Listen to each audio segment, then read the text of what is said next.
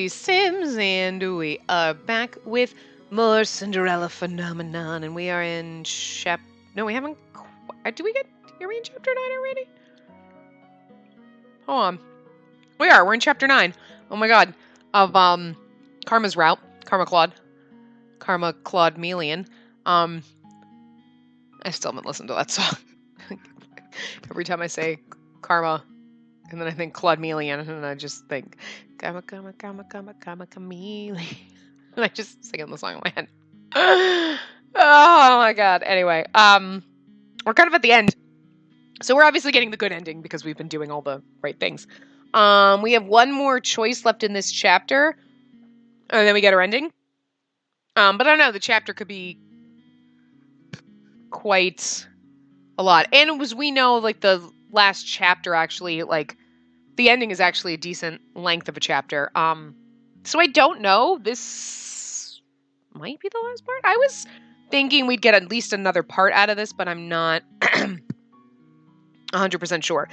But if we do, obviously it's going to be like a shorter part. Is that what happened to Rods? Do we have a shorter part than normal? I don't... Yeah, anyway. So. That's that. Yeah. Anyway. Tonight's the night, and everyone's just about ready to go. I can't get this feeling of foreboding off of my chest. Everyone is gathering close to the door, ready to see us off. Everyone except... I don't remember how to do Rumple's voice, right? Princess! Rumple suddenly appears, and he's coming up to stand right next to him. What are you two doing here? Well, of course we came to wish you good luck, just like everyone else here.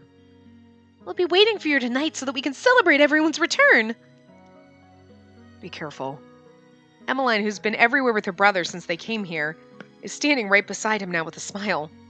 I'll pray for your safe return. Her smile wavers, and I can tell she's uncertain. She is the great knights of Caldera, 2 witches and a prince. She'll be fine. Rod's responses are curt as usual, but I can't help but notice the hesitance in his voice. Even though he stares at me without expression, I think I can see a tinge of worry in his eyes. Rest assured that we'll keep the princess safe. We're not going to let Alcester get away with what he did to Angeal and to its royal family. Parfait steps forward last. She and Delora glance at each other, and I feel as if some secret message bounces between the two of them. Delora nods ever so slightly before Parfait turns to the rest of us. Her eyes eventually fall on me. You've changed since you've been here, Princess, but your dedication and resolve never wavers. It's always been there, just beneath the surface. Stubbornness or resolve? It's as if Parfait is able to read my thoughts. She smiles as she sets a hand on my shoulder. Your dedication is very much like King Gennaro's. You're proud and honorable and always take steps in the right direction. That's why I know you'll be back tonight. Just as Rumple said, we'll all be waiting for you. All of you. Stay safe tonight. I nod my head as everyone gathered around begins to repeat their hearty goodbyes. It's Delora who walks away first. We all follow behind. The night has just begun. On our way to the palace gates is uneventful, but we pause some distance away from them to take shelter in a nearby alley. There are knights everywhere. Waltz points to what looks like a regular section of the wall. There's the hidden door to the tunnels. If we take it right between the Knight's patrol, we should be able to make it. On my signal. Claude puts a hand on my shoulder and squeezes. It's an abrupt gesture that doesn't last long, but the motion calms my nerves somewhat. We'll be fine. Our footsteps echo in the tunnel. Standing in front of me are Jury and a Garland who are flanking Waltz. Dolores stands behind me and Claude is at my back. Or beside me, sorry. The small tunnel makes it seem like we brought a lot of people. This way. We silently follow Waltz's instructions. How is it that Waltz knows about these tunnels? I've already taken into account the guards, and there might be I've already taken into account the guards and where they might be positioned based on Prince Rod's information. We should be all right. Garland and I will act as a distraction if needed. Princess, leave most of the fight in us, if there's any to be done. I know, I'll only fight if I need to. If only I wasn't cursed, I'd be able to fight to my full extent. I think you're still quite capable without all of your magic, puppeteer. Oh, compliment. It's an honor. Miss Karma. I'm only in this dress because of Jurian, you know. Jurian crosses her arm and cocks an eyebrow at Claude. I wouldn't fall in love with you no matter what you say. And that's what they all say. We're here. Suddenly everyone goes... That's when I would pipe in and be like, I don't know, I like you better in a dress. I think you're hotter in a dress. Like, I don't know. In that dress, I might fall in love with you. Wink, wink, nudge, nudge. He'd be like, ah! Sorry, I needed a water break. Suddenly everyone goes quiet. I feel a lot heavier as I stare at the staircase in front of me. Story of my life. Oh, there's stairs! I just gained 800 pounds. To carry my sloth body up them. Just kidding. This should lead to the throne room. I didn't know we had a secret passage in the throne room. How much does Waltz know about the palace? Immediately afterward, we step into the throne room. We split apart to avoid the guards' gazes. I stick close to Claude and Waltz as Delora conjures a blanket of shimmering fog that envelops the guards.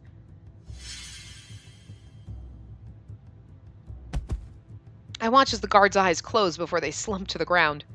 Delora drops her hands once all the guards are truly asleep. Amazing how intolerant humans are to magic. Let's keep going. Getting through the palace is no easy feat. Hallways that were easy to get through before are difficult to traverse now with all the soldiers standing around. Delora casts a spell to silence our footsteps into quiet muffles, but moving is still difficult, especially with such a group. Eventually we arrive just outside the tunnels that should lead to the castle's prison. I'll stand watch. Be careful, Waltz. I will. We enter another network of tunnels. Jurian, Garland, after you. Jurian glances at me briefly, and then at Claude, who nods, a little stiffly. We'll be right back. In accordance with the plan, Claude and I are left at the halfway point of the tunnels to ensure a clean escape as Delora, Jurian, and Garland continue on to the prison. They should be fine. But I'm still worried. My eyes wander to Claude, and I bite down on my lower lip when I notice that his hand is once again raised to his chest. I find myself reaching out to grab Claude's hand, but he swiftly pulls it away. The glare on his face takes me by surprise. Why is he so angry? Claude puts a hand to his chest and flinches as he leans on the wall. Not now. His voice sounds pained. What is he talking about? Claude, I just need some space, Princess. But I'm fine. I can't help but feel irritated at the way Claude has snapped at me. I'm sorry. I don't mean to be this way. He trails off, his eyes distant. Because of your curse, right? Most of the time, he's sociable and a pleasure to talk to. But then he reverts to the state. Like he's two different people. Can't understand why he's like this. Why do I care so much for someone who keeps secrets? Spacey, I wish I could explain. But if I did, you'd hate me. Or more accurately, you would be afraid of me. He's going to turn into a monster, and we're supposed to... I could never be afraid of you. I could never be afraid of you. Like, especially because you're a dude in a dress. I mean, come on. Like, what is there to be afraid of? Claude wears a pained expression as he looks at me. I see him once again grabbing at the collar of his dress, like looking like he's in some kind of quiet agony. That's what she said, too. Is he talking about the woman from before? The one who didn't love him? He thinks I'm the same? I'm not like her. Spacey. Claude's voice trails off at the sound of running. His hand moves quickly to the hilt of his sword just as I reach for mine. We only relax when we see it's Jurian, Garland, and Delora heading towards us. Why are they alone? Where are the king and queen? They weren't in the prison. I have no idea where else they could be. Delora steps out from between the two of them, her expression somber. This doesn't bode well for us at all. We can't keep sneaking without a direction. That's a sure way to get caught. The words have just left her mouth when the alarm sounds behind us. Don't tell me. It's the alarm. Everyone draws their weapons as Waltz appears, running towards us with a harried expression on his face. The knights are on their way. How did they know we were here? In seconds, I hear the clanking of metal, and then there are knights upon us. Oh my god. I was like, what is that noise? And I thought it was in the game, that's why I was silent, and then I was like, it's in my house. Because the way my foot was resting on the feet of the legs of my chair, and I'm like shaking my leg, and it was just making this squeaky noise. And it was so weird. I was like, what is that? Because my chair is creaky. It's old. But anyway. We're forced to scatter to deal with different opponents. A guard rushes at me with his sword, and I somehow manage to block his attack. I should be able to wind around him. The knight falls after I catch him from behind and give Claude an opening to attack him. Spacey!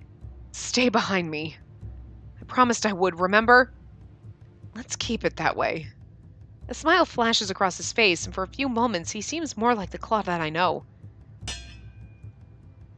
A knight manages to separate Claude and I, leaving me by myself. He grabs my arm. Unhand me! I watch in shock as a shimmering fog surrounds my attacker, his eyes closing as he slumps to the ground. He's only the first victim to fall.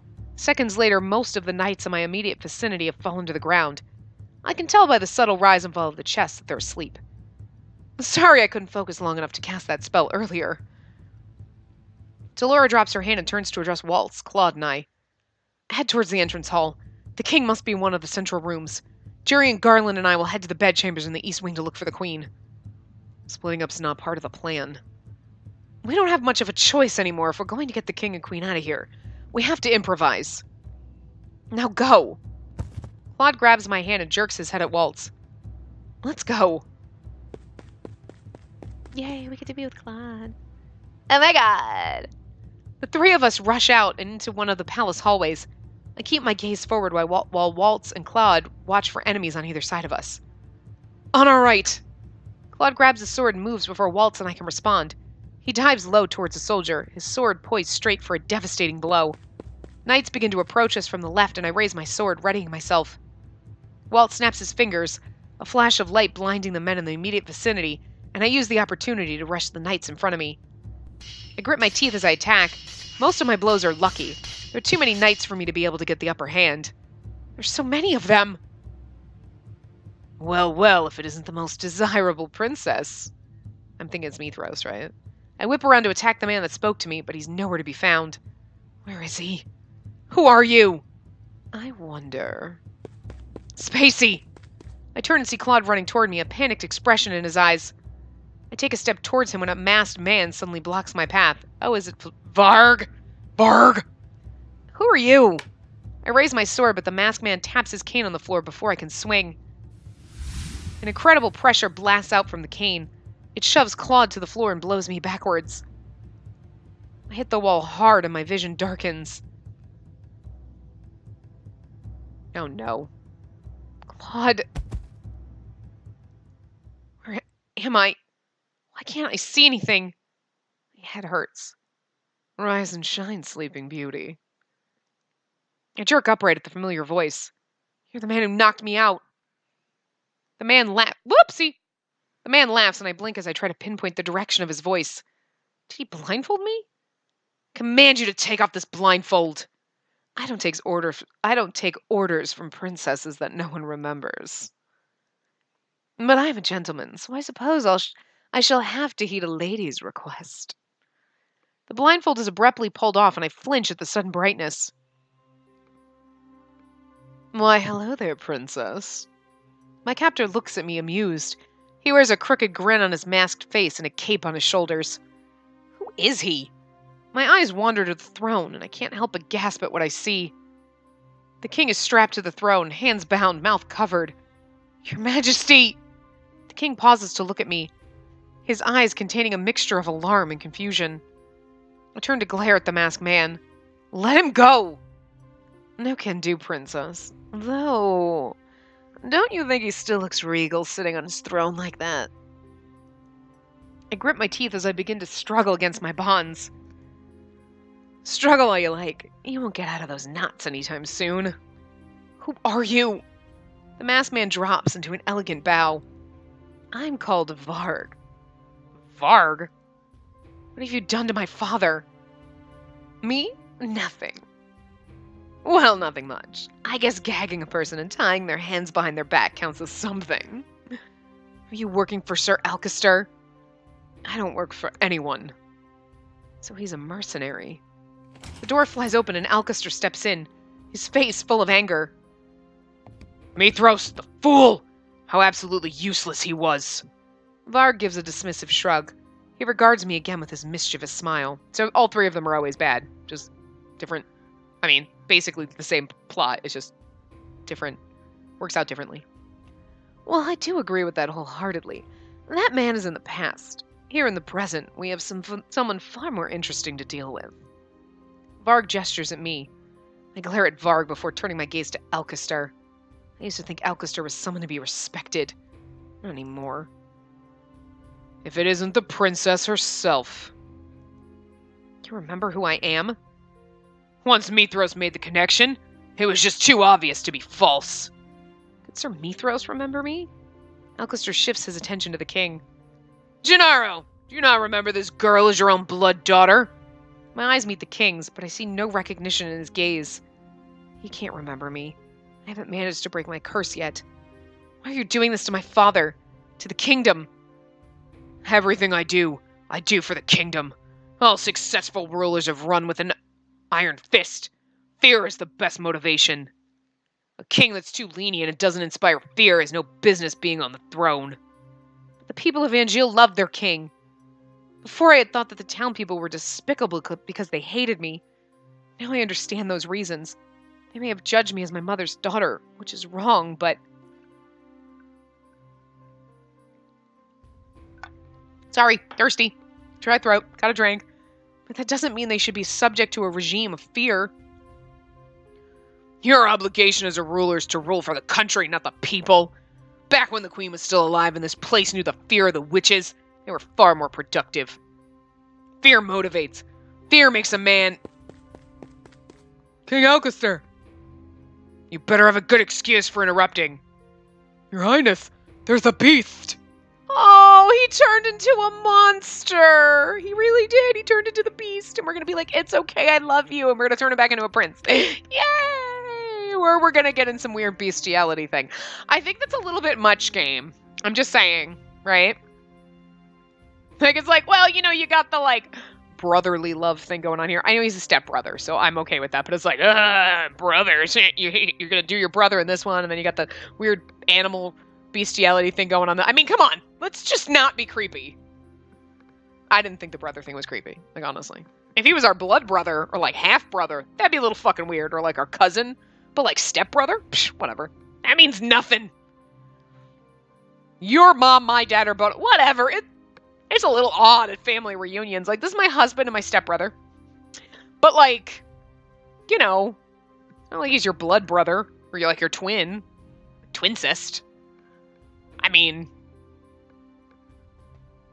you know, whatever. That disturbs me less than the Lolly Boys. It really does. I don't know. Everyone's got a line, and mine is like, when they look like they're 12, I can't. No, that's creepy as fuck. I don't care how old they are. I can't. That's just weird. But, like, whatever, your stepbrother,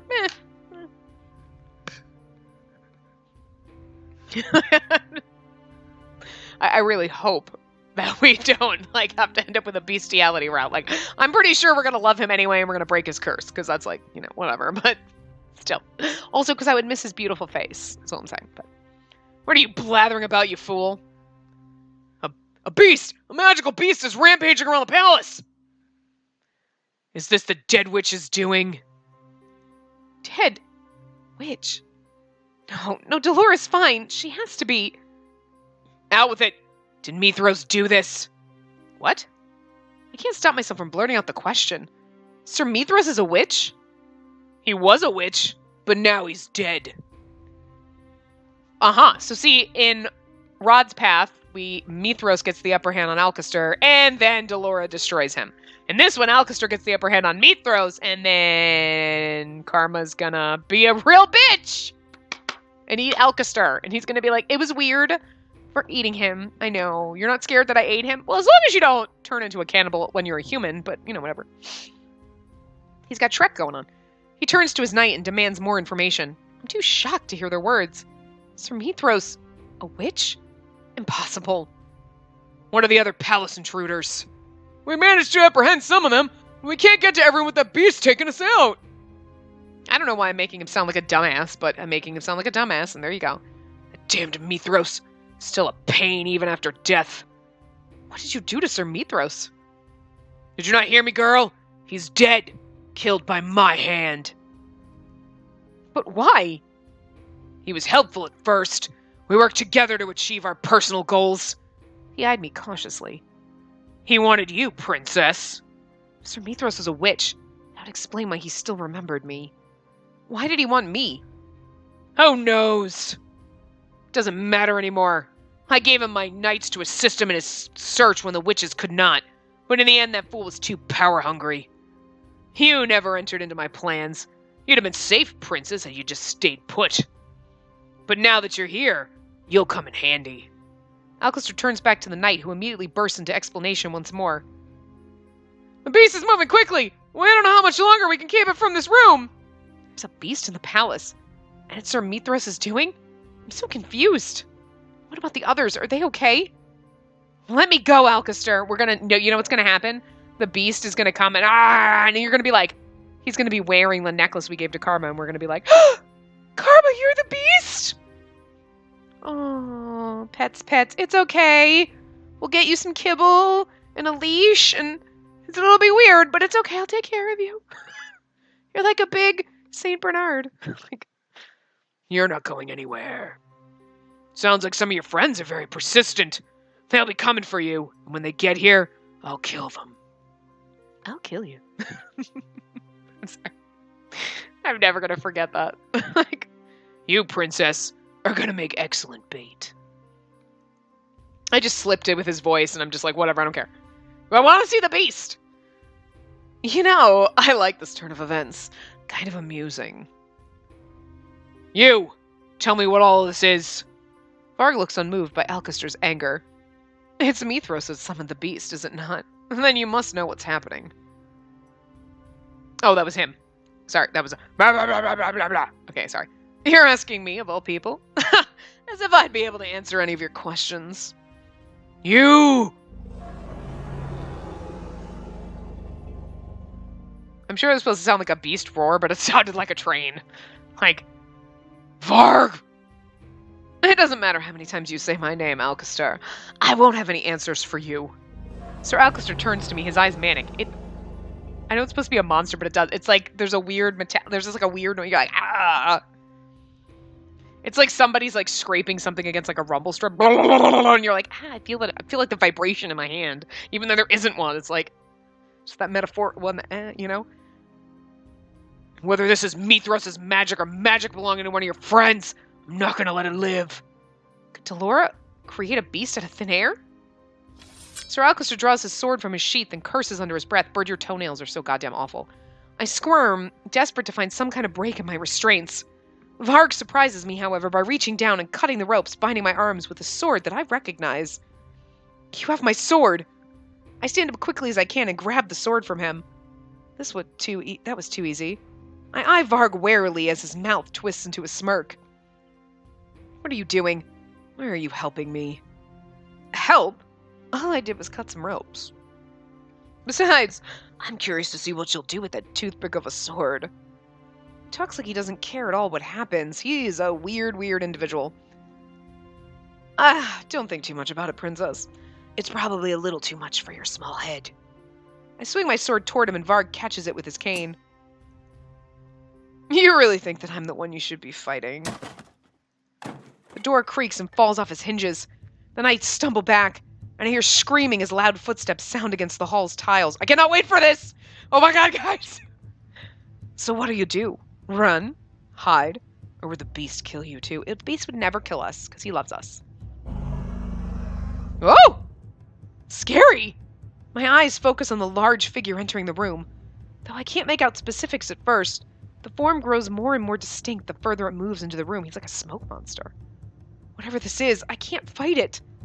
There's a moment of eerie silence, and then Alcester yells and the knights rush forward, attacking the beast as a collective. The beast throws them off with surprising nimbleness, his rage in every swipe. I dodge away just before a man's body falls on top of me. I like how he's just a shadow beast. Over here, beast! Sir Alcester rushes at the beast. I finally manage to get a clear line of sight to the king, who's still bound and helpless on the throne. The king. I have to get him out of here. I run towards the throne, but someone stops me dead in my tracks. Saving the king really shouldn't be your priority right now. I grit my teeth and swing my sword at Varg, but he easily darts away from me. I'd be watching my back. It's then that I notice the beast slowly making its way towards me. Why would it be after me? Either I stay here and fend it off, or... Alcester catches the beast with a broad swipe of his sword, and the two are forced once more on each other. Focused once more. I glance urgently at the king, then at the doors. The beast moves again, and I realize that it's once more heading towards me. There's no way I can help the king in all this mess. I need help. I have to find the others. Hopefully Alcester will keep this beast busy long enough for me to get to them. I turn and bolt through the room, weaving my way through the chaos of knights as I head toward the door. I glance over my shoulder one last time at the king. His eyes are trained on the battle before him. His hands grip the arm of the throne, but there's nothing he can do. I'm sorry. I'll be back. For now, I have to find the others. I dart past the carnage in the room, stepping over and around bodies as they appear. Halfway to the door, the beast lunges past Sir Alcester, and for a few moments, I think he might be attacking me.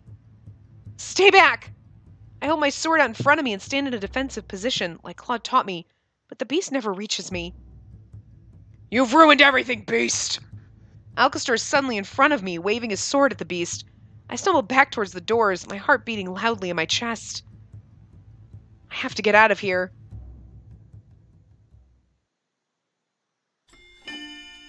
Beauty and the Beast. Oh god. I think this is the good ending. Where did the beast come from? That sounds more like, because we saw the Little Mermaid or whatever, the mermaid's voice was the good one, and Beauty and the Beast. I think this is the good ending. I think it's the good.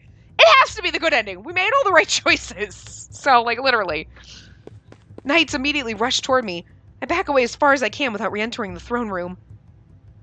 Princess, come quietly and we'll keep you somewhere safe until this all dies down. I can't take them all on at once. Even knowing that, I still pull out my sword. I take a few steps back and then suddenly feel my back pressed up against something.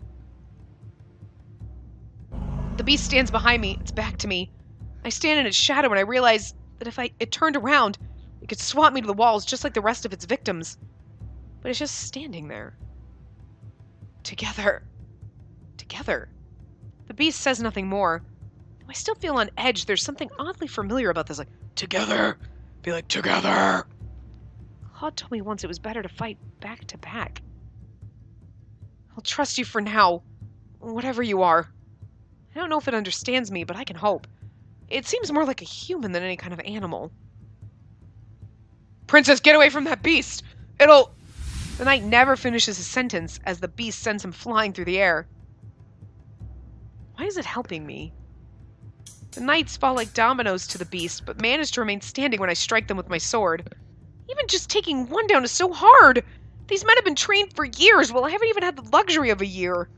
Out of the corner of my eye, since movement, I see a gleam of silver and hear a grunt as a sword is raised into the air. The sword is nowhere near reaching me, but... The beast! I aim a kick at an approaching knight before whirling around to look at the beast. The oncoming sword comes closer to the beast's exposed back, and I know the beast will not be able to dodge in time. Move! I shove past the creature and catch the knight's sword with my own before it can harm the beast. My arms are shaking underneath the strength of the impact between our swords. I feel like my arms are going to give out. Then a flash of light appears so bright that everyone is temporarily blinded. Her good deed. She saved a beast. And that's actually would count as a good deed, right? Because you're saving something that you think is a monster that might hurt you. Like, she doesn't know it's Karma. / Claude. Right? We know, but she doesn't. She doesn't. She's like, I don't know why this beast is helping me, but like, for now, okay, but like, this thing could kill me at any minute. And someone's about to attack him, and we could be like, cool, my turn to run. But we're like, no! I don't know why I did that. Somewhere in her heart, she knows it's Claude, but I stumble back, rubbing at my eyes. From the sound of it, the beast is continuing to drive back the knights, most of them shouting to each other to retreat. What was that? When I'm finally able to see again, my eyes automatically land on my feet. I stare in shock. Glass slippers. I quickly reach up to my pendant and realize that it's no longer there. I completed my 3 good deeds? Spacey. It knows my name. I look around and realize that the beast and I are alone, the knights having fled. Did the beast drive off the rest of them? I feel a pressure at my back and realize the beast is touching me. My first instinct is to run, but the words it utters next paralyze me. You... okay? Every word sounds breathless and pained, like it takes too much to speak. It's worried about me? I watch in shock as the beast appears to gesture toward my shoes. You... did it. I step back warily. What are you? The beast reaches out and I see something glittering in the palm of its hand. Oh God. This is a real... I knew... you know it's him, but it's still one of those, like, that realization moment is still like, so painful. The rose locket. For a few moments, my heart plummets in my stomach and my hands begin to quiver. What did you do to Claude? The beast's shadowed fingers curl over the locket even as he stares at me. I gave that locket to Claude! The beast only stares at me for a few moments longer, and then suddenly I realizes that his words, nothing more than a pained growl, don't hold any malice. I gave that locket to... you? The beast slowly nods. My grasp on my sword loosens as I stare at him in shock, realization dawning upon me. Claude? Yes. So this is your secret. Why would you not tell me? I could have hurt you! Claude is another form, a cursed form, and he never told me. Why? As my mind whirls, I feel everything coming together like the pieces of a puzzle. Secrets are secrets for a reason, Princess. You should know that. If I could speak on them, I would. But I can't. Spacey, I wish I could explain. You would hate me. Or, more accurately, you would be afraid of me. All of those times Claude was clutching at his chest. You were touching your tattoo so many times before, like you were in pain. The beast growls and the sound is surprisingly soft, almost a sigh. Curse. And the tattoo was a warning. First time I saw the tattoo, it was a beautiful rose. The second time it had more thorns. When the rose became ensnared in thorns, did he transform? And he always touched his tattoo when he came too close to me. Claude, your curse didn't just make others fall in love with you. It stopped you from loving anyone too, didn't it? He mentioned that woman before, the one who he thought loved him but didn't. Is it possible that she saw him in this form and was terrified of him? If you loved anyone, you would turn into a beast. Oh. And then their feelings for him would break. Like, she's totally in love with him and he falls in love with her. She sees him as a beast, freaks out, runs away, and then his heart's broken and he becomes a person again. Oh. You loved a woman once, but she only loved you because of your curse.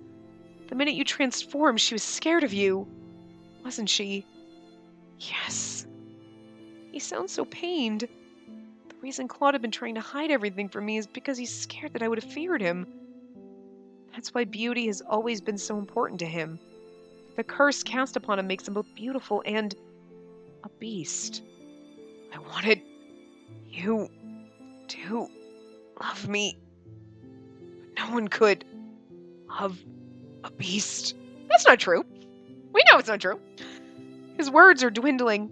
It almost sounds like he's being suffocated on the inside with how he's slowly speaking. Claude, I've never cared much about appearances.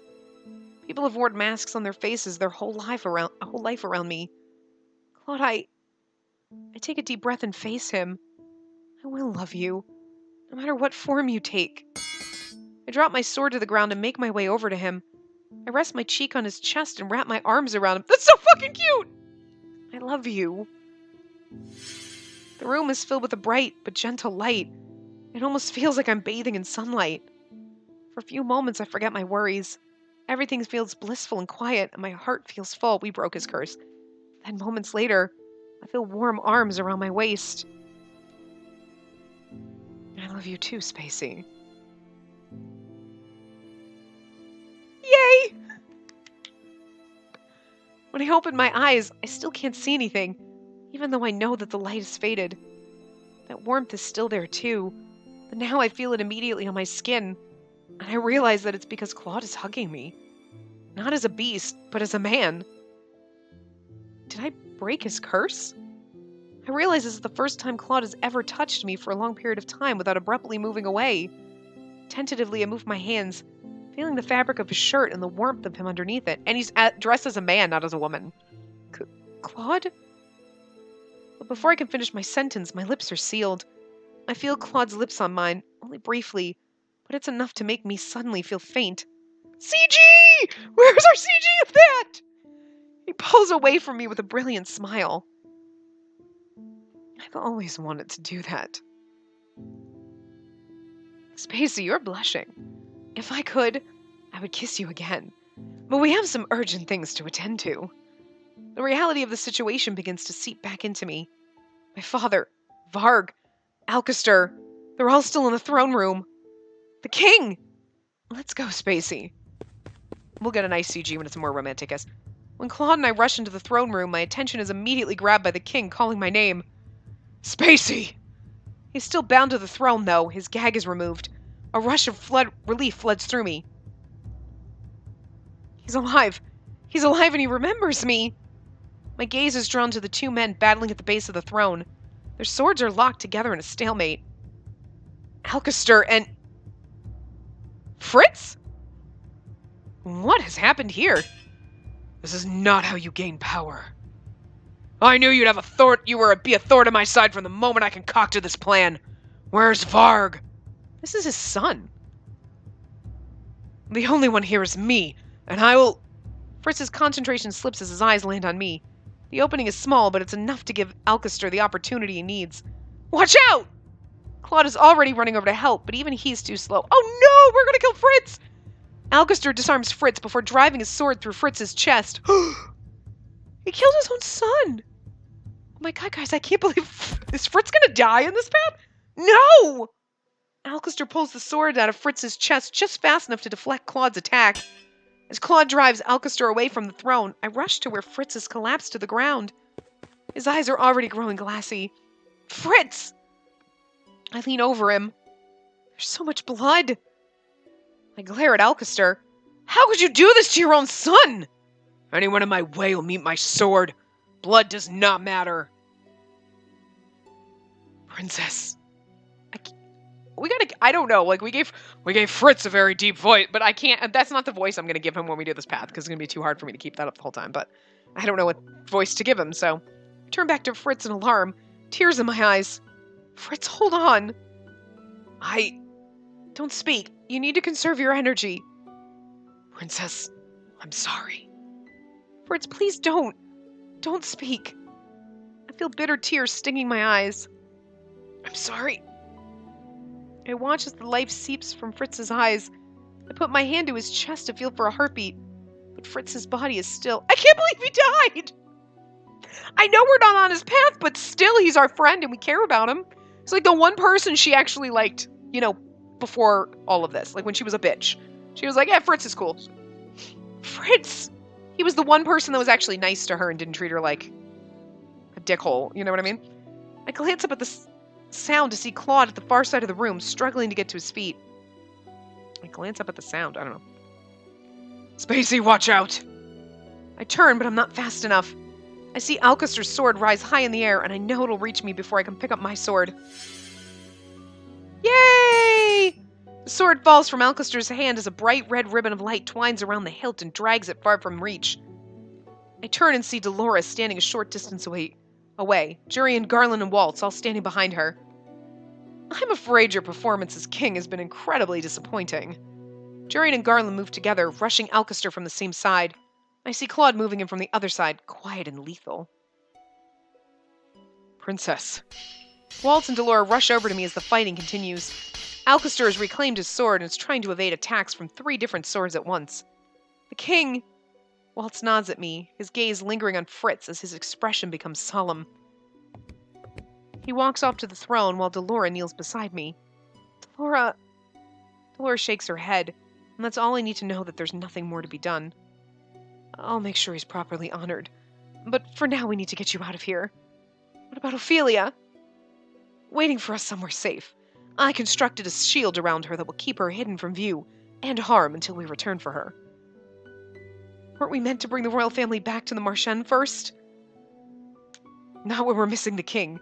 Besides, plans change when a magical beast starts rampaging in the castle. Princess! I turn to look at Alcester, who's still somehow managing to scream my name, despite the fact that he's being quickly overwhelmed.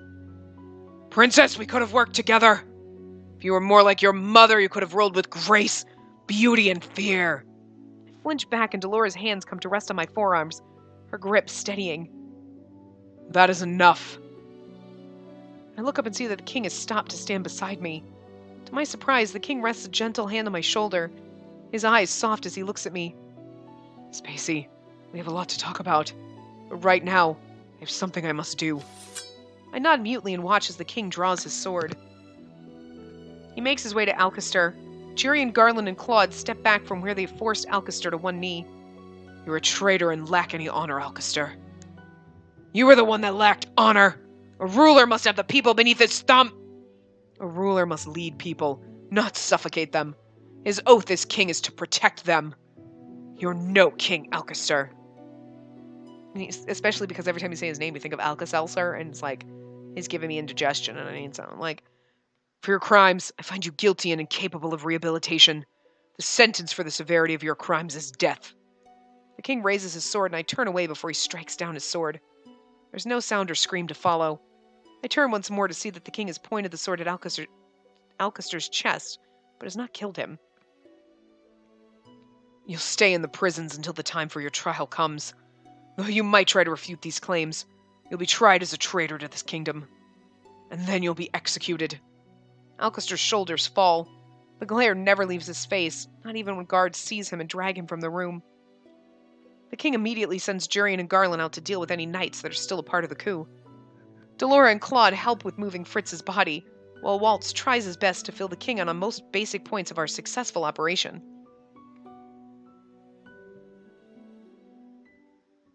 Everything has died down a little bit over the last hour, but I still feel overwhelmed. I glance at Waltz and then at the king, who are still speaking. I appreciate that you're trying to snuggle with me, Bird, but it was really weird when you just turned around and, like, I just had a tail in my face. Like, he's on my shoulder and he tries to turn around and it's just like, I almost have a butt on my face. Like, Bird, it's not, like, it's really just, it's just like a tail in my, and you're, it's like, the tail is, like, smushing in your face. Like, I'm trying to turn around and my tail, it's like, God damn, Bird. Fucking weird. I love you. You're crazy, Bird. Like, okay, yeah, I already read that. Every time the king sees me looking at him, he flashes me an uncertain smile before glancing away. I know he wants to speak with me, but I'll talk to him after I can get Fritz's body out of my mind. It was my fault he died, wasn't it? He saw me and stumbled. Hey, princess. What are you doing here? Here I thought you'd changed, but you still got some feistiness in you, don't you? Many years ago, when the war ended, we were all faced with a feeling just like this, princess. We'd lost so much, and the future seems so grim. But now's different. You have a future. You broke your curse, princess, and that gives you some kind of hope. And in addition, you broke Karma's. Memories of Claude's arms around me, of his lips on mine, come flying back to my foggy mind. My heart still feels tight, but it's a little lighter when I think about him. I wish he was here right now. How did I break Claude's curse? Claude... I don't think I'll ever get used to his real name. Seems like he hasn't told you yet. I guess it's been pretty hectic. So Claude turned into a beast because he loved me? Well, I guess I could give you the laydown of his curse. Stop! Desist! Dolores not even started to speak when Claude runs into the room, gasping as if he's been running through the halls. Curse! Are you speaking about my curse? There is no way he heard us talking in the hallway, is there? Even I feel at a loss for words right now. I sense that you might be talking about me. The princess was just asking me about your curse. Oh, then I was right to come running. And here I was just guessing at what you might be talking about. Claude's curse was based off the tale of the Beauty and the Beast. Claude easily finishes her sentence. Delora holds up her hands as if in surrender. So eager to steal the spotlight. It is my curse, bitch! Well, you are talking about me, after all. You always told me your curse was just the Beauty's curse, though. Well, yes, because the other half was a little difficult to explain, wasn't it? He has a point, though I think he might have been able to save us all some trouble if he hadn't been so secretive about his curse. He really must have been scared that I would shun him. Allow me to explain, Princess. In the fairy tale, a prince of a kingdom is transformed into a beast because his heart is as cold as ice. Sounds familiar to a certain icy princess, huh? Just trying to lighten the mood. Claude sighs. I would call Spacey something far more flattering, like my sweet, beloved... They're talking about your curse. Oh, right. Well, anyway, the witch who cursed the prince in the tale tells him that he has to learn to love and be loved before the petals of a rose completely fall off. A rose? Yes. She gives him a rose, and he keeps it protected under glass. Some time passes, and the rose continues to wither away. A maiden finds the beast, and eventually, the two fall in love. At the end of the tale, she confesses her love to the beast, and he transforms back into a human. By confessing, I saved you? But his curse was different from the tale. I know what you're thinking, that my curse was somewhat different. It was more complicated. The witch made it so that I was both the beauty and the beast. She said it suited me because I was so vain. The witch constructed a very roundabout curse. Any woman who falls for me falls in love with me as the beauty. And when I transformed into a beast, the enchantment would break and they would become terrified of me. I doubt Claude ever thought he would break his curse. The love women felt for him while he was cursed was always fake. How could that kind of love hold strong when he turned into a beast if it was never true to begin with? And then you came along, Princess. I bet he just about given up hope and was waiting for you to dispel the curse on your birthday. But now here you both are. But the Ice Princess, in love. What a miracle! I turn away embarrassed. It is not a miracle. I'm very glad I met you, Spacey. Lady Delora's words are the truth. I had just about given up hope. I never had any hopes of breaking my curse. I thought the only way to fix it would be to have you dispel it on your birthday. But then I came to know you, and he fell in love. A fairy tale indeed. You started out frowning at everyone and everything. You've come a long way, Princess. Congratulations. You turned out to be a pretty okay princess. And you turned out to be a pretty okay witch. Do my ears deceive me? A compliment from our little witch. You look so surprised, but you'll be the new bearer of our crystal real soon, Princess. I expect good things from you. Right. I almost forgot about that part. I'll try my best. Yet another miraculous proclamation from the little witch. Will the surprises never cease? Before I can snap at Delora again, the king awkwardly interjects, coming to stand next to us with Waltz by his side. Pardon the intrusion. Oh, not at all, your majesty. Dad? You know you forgot about me, and it's cool, and I know I'm a witch, and you hated my mom, but I'm a good witch now, and this is my boyfriend. We're gonna get married. He's the prince of the next town over. It's gonna be great. There you go. Waltz told me that you were cursed. That's why I forgot about you. Yes. Even if it was by a curse, I feel terrible that such a thing could have ever happened. So I'll make it up to you. We can catch up from where we were many years ago, and maybe things can be different. I'm sorry. What for? For being the way that I was before. For shunning Ophelia and her children. Oh, Ophelia. Did they bring her back to the Marchen? Ophelia's still here. After the fight was over, she was shown back to her room. She's still waiting for Rod and Emmeline to return. How would you maybe be willing to tell me the story from the beginning? Perhaps I could fill in the gaps, Your Majesty. Claude? The king looks startled when he stares at Claude. He blinks as if he's just noticed his presence. Oh, and you are? Claude elegantly bows before the king. I am Prince Claude of Brigantia. A pleasure to finally meet you, Your Majesty. The Lost Prince. The king turns to me with a puzzled look. Yeah, magic! I found him. Yeah. I'm magical. I broke my curse. I found the Lost Prince. Whoop! Sherlock motherfucking Holmes. It's a long story. Claude surprises me by wrapping an arm around my shoulders and pulling me closer to him. Everyone looks shocked except for Delora, who looks like she's trying not to laugh. Love her. Whoa, whoa, whoa, whoa. That implies that we have done more inappropriate things. You've barely kissed me, buddy. That's not something you say to someone's father, like, I'm her lover. Oh my god. As the princess's lover, I feel it my obligation to help her explain this whole mess. I feel my face getting hotter at Claude's sudden proclamation. All their eyes are now on me, and I suddenly feel like hiding myself. Only Claude would so bluntly say such a thing. But we can be with him. We don't have to hide our relationship like we had to with Rod. You know, because he's our brother. Claude's a prince. It's okay. The king looks more shocked than anything. When did this happen? Well, Your Majesty, I think we had better start at the beginning. We were able to tell the king everything, save for where Varg had disappeared to. No one was sure where he had gone in all the chaos. The night's searches for him all ended in failure. A lot of explaining had to be done, not just to the king, but also to the people at the tavern. As soon as everything has calmed down, Rod and Emmeline finally went back to the palace. I apologized to them as best I could, and they all seemed willing to try again with me. And I'm willing to try again too. As for Claude... So you're going back? Are you sure you don't want to come to Brigantia with me? Or whatever his name is. Just for a short holiday. I'd love nothing more than to introduce you to my family.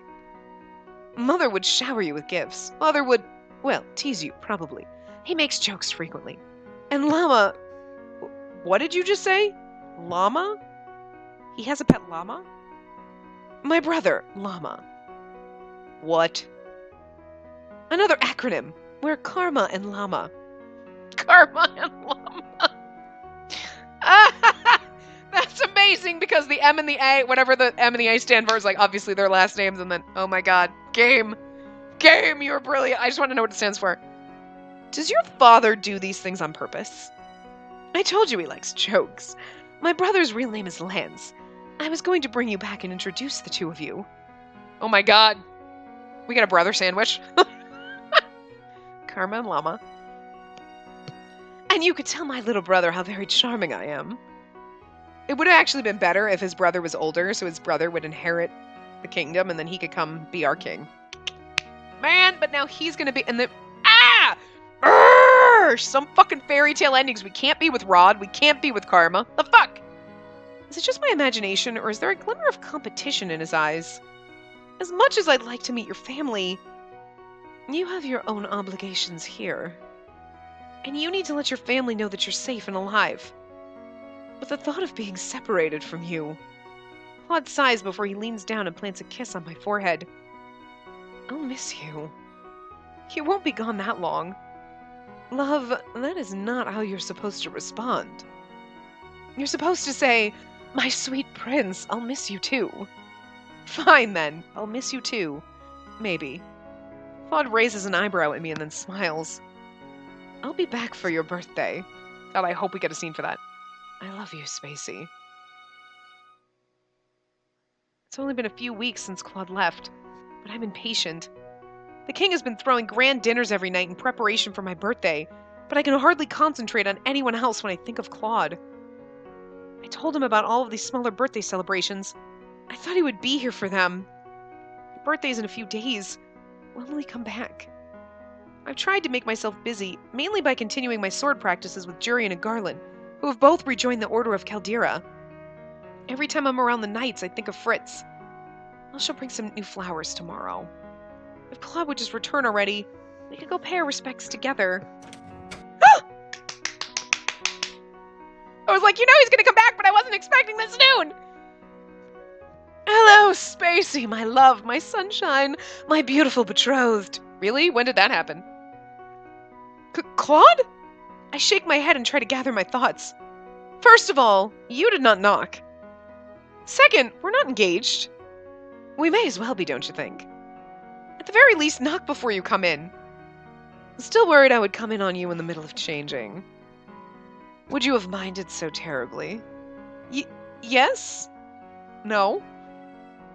It's worth saying those things just to see you blush. Why are you even here? His arrival is so sudden and I had absolutely no time to prepare. Claude sighs dramatically. You didn't want me back here? No, I mean, you didn't even write to say you'd be back today. I just wasn't expecting you. I did say I would be back for your birthday. I'm a man of my word. Should I have stayed out longer? No, of course not. I grumble as Claude walks over to my bed, grinning. He sits down on the bed next to me and wraps an arm around my waist, pulling me closer. Kiss, CJ. I sigh out and lean my head on his shoulder. It's a startling contrast to what it used to be. Before, if I touched him, he would flinch and turn away from me. Now he's always right next to me. Claude's whole body seems relaxed when I tentatively wrap my arms around him and hug him back. I knew I would miss you, but it really was terrible being away from you. But you enjoyed the time with your family. I did, and my brother was very frustrated that I spoke about you almost every hour of the day. How could you have that much to say about me? Oh, I felt that I didn't have enough time to list all of your virtues. I nudge him in the arm, but he just grins at me. He's so overly charming, it's ridiculous. He definitely deserved the Lupin treatment, voice-wise, because he is definitely that flamboyant. Like, oh, you're so magnificent. Oh my god, I'm vain and I'm magnificent, but you're magnificent. We're magnificent. It's magnificent. Everything's magnificent. You get magnificent, and you get a magnificent, and you get a we all get to be magnificent. I love him so much. A glint from Claude's pocket catches my eye, and I flush proudly when I notice the rose locket. Looking at the locket makes me think back to that night when he transformed back into a prince. Lost in thought, are we? I was just noticing the locket. You still carry it around with you. Of course I do. It has become my most valuable possession. He pulls the little locket out and pops it open. I'm startled when I see the small sheet of paper with my own words on it. My message to him is still there. Claude smiles as he reads the word aloud. A normal rose would have withered, so I offer this one instead, in a heartfelt thanks. I say nothing when he turns to look at me. Oh, your cheeks are red again. Your embarrassment is adorable, darling. I am not embarrassed. I just didn't think he'd keep the words in there that they would ever mean so much to him. Yes, of course. You just have exceptionally rosy cheeks, He pauses as he closes the locket again and looks at it fondly. I love this locket because it's the first gift you gave me. He was holding the locket as the beast, too. It was half of the reason I recognized him. I jump as Claude taps my nose with his finger. Oh, he booped you on the nose! Boop. Ah! I'm sorry, that just gives him more points. I loved him already, but now I love him more. This locket isn't going anywhere anytime soon, I can assure you. I smile as he winks at me. Anyway, allow me to pull you back into the present. Since I promised you no more secrets, let me tell you something. Oh? Claude looks away from me, his eyebrows furrowing, and I frown. I hope it's nothing serious. I'm nervous about sitting down to dinner with your father tonight. You're nervous? I start laughing without even meaning to. You're laughing at my pain, princess. He pulls me closer and kisses the top of my head. But you're too flamboyant to be nervous. I'm confident, princess, not flamboyant. There's a difference. No, you're flamboyant. Right. Claude's expression grows more solemn. He looks at me seriously, almost sadly. What are you doing? Bye, bird. Spacey, I'm still sorry about lying to you. The whole time I made myself up to be someone beautiful. Someone I wasn't. I believed I was truly a good person on the inside, and that I deserved good things, even though I was selfish. He's already apologized to me before. Too many times. Claude, you don't have to apologize. No, that witch was right to curse me. I've always had everything handed to me on a silver platter. When I came to Angeal, I believed that if I wasn't going to help break my curse, it wasn't important. I believed that if it wasn't going to help break my curse, it wasn't important. Sorry. Okay. And then I met you. At first, I thought I would just have to get on your good side, so you could help me dispel my curse. But then, Spacey, I realized I was drawn to your confidence and commitment. But I could never admit that I was in love with you. I was so scared that if I transformed into a beast, and you were scared of me, I would lose my chance at winning your heart. So you see, Princess, I was selfish. I wanted all of you without having to give you all of me. I look down at where our hands are intertwined and I grip his fingers tighter. I've told you enough times now that you have nothing to apologize for. But if you insist on apologizing, maybe you ought to do something to make it up to me. Those words are out of my lips before I can even think them. I stop suddenly, trying to ignore the hot flush on my cheeks. Claude looks at me puzzled. For a few moments I feel triumphant that I've caught him off guard. Then the puzzled look fades and Claude just grins at me. Oh my, so forward. Forward? I open my mouth to apologize when he suddenly grabs my hands and tugs me down to the bed. Oh!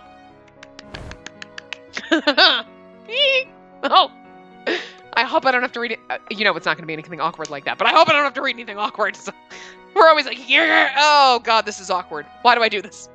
The instincts Claude taught me in my sword fight are quickly overwhelmed by my surprise, and in no time at all he has me pinned down to the bed and is looming just above me, smiling. Sexy. CG! Yes! I love this so much. I'm disappointed. Princess, you knew my weakness and you didn't even exploit it there. Your weakness? Yes. He leans closer to me and our noses almost touch. My weakness is you, Spacey. Aww. He leans down and our lips finally meet. I know, right? It's been weeks. I relax into the contact, my earlier tension melting away as his warmth flows through me. This would never be allowed. Like, I'd rather be like, you're not allowed in the same room together alone. He pulls away and smiles at me. You see? I let my guard down in front of you. I let my guard down in front of him, too. And only him. The whole time, all I've wanted to do is be able to touch him like this. His fingers move gently up my arm, and he leans down to kiss me again. Yay! I like the kissing. Oh! Knock on the door. The sound of knocking startles us both. A muffled voice comes through the door. Actually, we should end this here. Wait. There you go. I'm gonna end this here. So you can stare at the CG. Don't worry. So you know what's really gonna happen is we'll probably have like 5 more minutes. Maybe 10 max of this, and then we'll do the bad ending. So the next part's gonna be like shorter, because I think that's kind of what happened in Rod's route. But then we'll look at all the CGs and everything like that. So, anyway. I'm gonna wrap this part up here. I will see you guys next time. Remember to give the video a big thumbs up and subscribe to see more.